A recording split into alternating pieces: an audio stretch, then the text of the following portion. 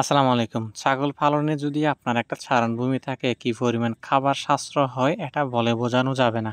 ছাগল পালনে সবচেয়ে বেশি টাকা খরচ হয় হচ্ছে আপনার বর্ষাকালে। ছাগলের ঠান্ডি, কাশি, পিপিআর অনেক ধরনের রোগ হয় এবং পাশাপাশি হচ্ছে আপনার প্রচুর পরিমাণ দানাদার লাগে।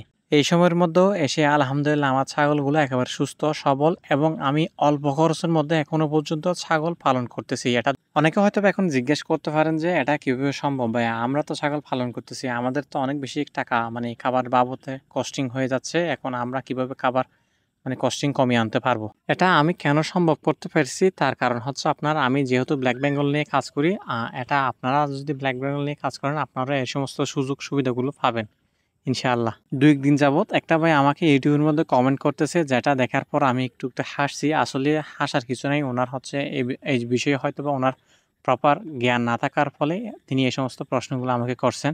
উনি প্রথমত বলছে যে দেশীয় ছাগলের সাথে যদি ব্ল্যাক বেঙ্গল সাথে ক্রস হয় তাহলে কেমন হয়? আর আমি চাচ্ছি যে দেশি ছাগল এবং ব্ল্যাক বেঙ্গল ছাগল একসাথে পালন করতে। আসলে আমরা দেশীয় ছাগল বলতে বোঝাই হচ্ছে আপনার ব্ল্যাক বেঙ্গল ছাগলকে। আপনি হয়তোবা জানেন না, ব্ল্যাক বেঙ্গল ছাগল আমাদের দেশীয় একটা পিওর ব্রিডের ছাগল, যেটা হচ্ছে আমরা সাধারণত ব্ল্যাক বেঙ্গল নামে চিনি এবং অনেক জায়গায় দেশীয় ছাগলও বলে। আপনার হয়তোবা তেমন কোনো জ্ঞান না থাকার ফলে আপনি প্রশ্নটা করছেন, আমি আপনাকে উত্তর দিয়ে দিয়েছি যথাযথ।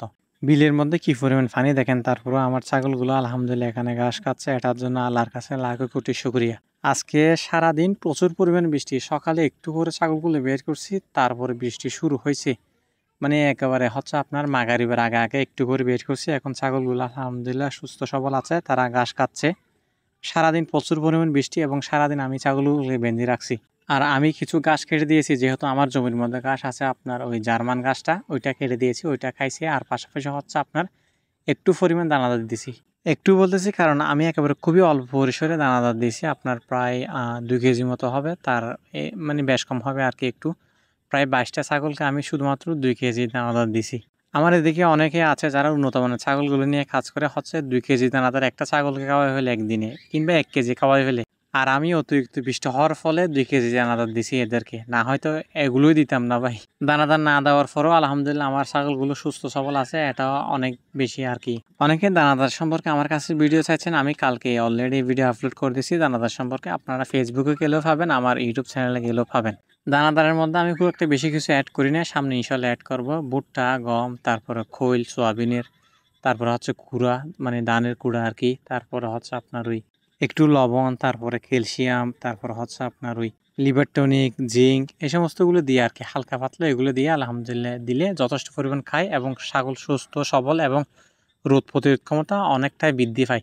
অতিরিক্ত বৃষ্টির ফলে অনেক ছাগলের খামারের অনেক ধরনের মানে ক্ষতির সম্মুখীন হতে হয়, কিংবা অনেক ছাগল মারা যায়।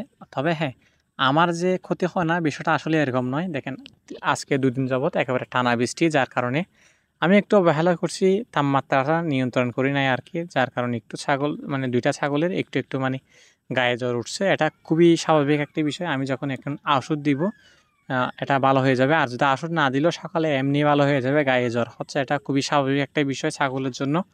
এটা যদি আপনাদের খামারের মধ্যে হয়, আপনারা সিম্পলি যদি এটা ট্রিটমেন্ট করেন আলহামদুলিল্লাহ ভালো হয়ে যাবে। আর যদি অন্য রোগ হয় তাহলে এটাকে আপনারা গাফিলতি না করে মানে ডাক্তারের পরামর্শ নিয়ে এটা ট্রিটমেন্ট করার চেষ্টা করবেন।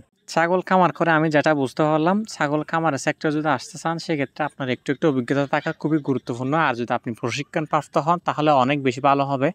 আর যদি আপনার প্রশিক্ষণ না থাকে, আপনি প্রবাস থেকে আসছেন, একটা খামার দিয়ে যাচ্ছেন, অল্প পরিসরে শুরু করেন এবং আপনার আশেপাশে যদি কোনো ধরনের খামার থাকে ওগুলো ভিজিট করেন, তাদের কাছ থেকে পরামর্শ নেন।